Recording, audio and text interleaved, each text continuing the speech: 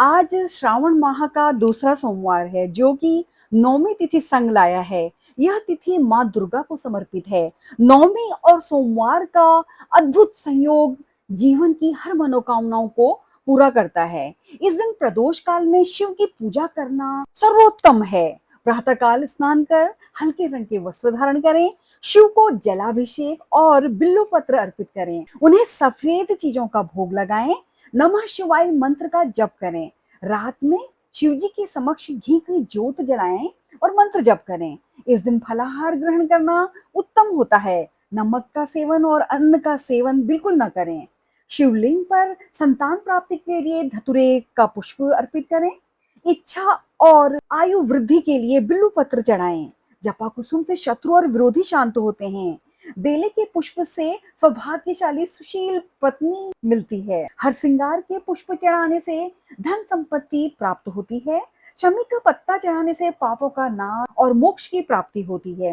इस दिन आप उत्तम स्वास्थ्य के लिए ओम होम जूं सह मंत्र का जप करें। शीघ्र विवाह के लिए ओम गौरी शंकराय नमः मंत्र का जप करें। आप सभी पर भोलेनाथ की कृपा बनी रहे, मनोवांछित फलों की प्राप्ति हो।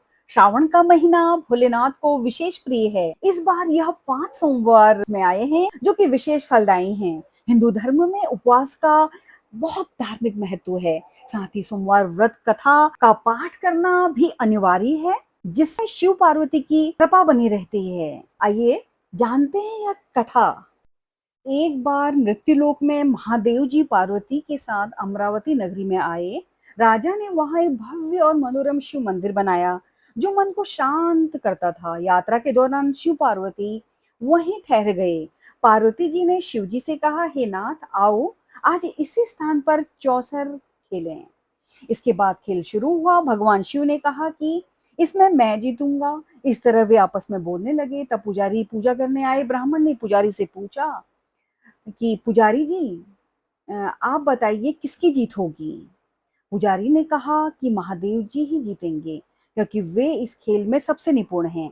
लेकिन पार्वती जी जीत गई। पुजारी की इस टिप्पणी पर माता को क्रोध आया और उन्होंने उसे कोढ़ी बनने का श्राप दे दिया। अब पुजारी कोढ़ी हो गया। फिर भगवान शिव और पार्वती दोनों वापस अपने स्थान चले गए। इसके बाद एक दिन अप्सराएं उस मंदिर में पूजा करने आई। अप्सराओं ने पुजारी से कोढ़ी होने का कारण पूछा। पुजारी ने सब कुछ बताया। अप्सराओं ने पुजारी से कहा कि पुजारी जी, आप सावन सोमवार का व्रत करें, इससे शिव जी प्रसन्न होकर आपके संकट दूर करेंगे। पुजारी ने अप्सराओं से व्रत करने का तरीका पूछा। अप्सराओं ने व्रत करने और उद्यापन करने की पूरी प्रक्रिया उन्हें बताई। पुजारी जी ने व्रत को विधि पूर्वक श्रद्धा पूर्वक शुरू किया और अंत में इसका उद्यापन भी किया। व्रत के प्रभाव से पुजारी जी सही हो गए। कुछ दिनों बाद शंकर पार्वती जी फिर से उसी मंदिर में आए। पुजारी को बीमारी से मुक्त देकर पार्वती जी ने पूछा कि उन्होंने मेरे दिव्य श्राप से बचने के लिए क्या किया। पुजारी ने कहा, हे प्रभु, अप्सराओं द्वारा बताए गए 16 सोमवार के व्रत को करने से मेरा यह कष्ट दूर हुआ है। कार्तिकेय जी भी इससे प्रसन्न हुए और सोमवार को पार्वती जी के लिए व्रत किया। कार्तिकेय जी ने माता से पूछा कि मेरा मन हर समय आपके चरणों में लगा रहता है। कार्तिकेय जी को माता पार्वती ने सोमवार के व्रत का महात्म्य और विधि बताई। कार्तिकेय जी ने भी इस व्रत को किया और इसके प्रभाव से उन्हें अपना खोया हुआ मित्र मिल गया। इसके बाद उस मित्र ने भी सावन सोमवार व्रत को विवाह होने की इच्छा से रखा और उसे पूरा किया। जब वह दोस्त बाहर गया, वहां राजा की कन्या का विवाह था। राजा ने वादा किया था कि जिस हथिनी के गले में वरमाला डाल दी जाएगी उसी से राजकुमारी का विवाह होगा। यह ब्राह्मण दोस्त भी स्वयंवर देखने के लिए वहां एक और जा बैठा। राजा ने अपनी राजकुमारी को इसी ब्राह्मण मित्र से विवाह कर दिया। जब हथिनी ने उसे माला पहनाई तब से दोनों खुश रहने लगे।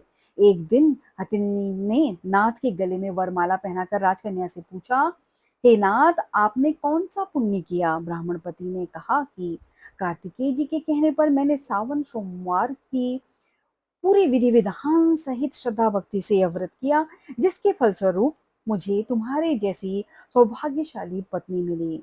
अब राजकन्या ने सत्यपुत्र पाने के लिए यह व्रत पूरा किया और उन्होंने सर्वगुण संपन्न पुत्र प्राप्त किया। जब वो बड़ा हो गया तो उस पुत्र ने भी राज्य पाने की इच्छा से सावन सोमवार का व्रत किया। राजा ने देवलोक होने पर भी इसी ब्राह्मण पुत्र को राजगद्दी मिली, फिर भी वह इस व्रत को करता रहा। एक दिन उससे अपनी पत्नी से पूजा सामग्री शिवालय ले चलने को कहा, लेकिन उससे अपनी दासियों को भेज दिया। राजा ने पूजन पूरा करने के बाद आकाशवाणी से कहा कि अगर वह इस पत्नी को नहीं त्यागता तो उसे राजपाट से हाथ धोना पड़ेगा।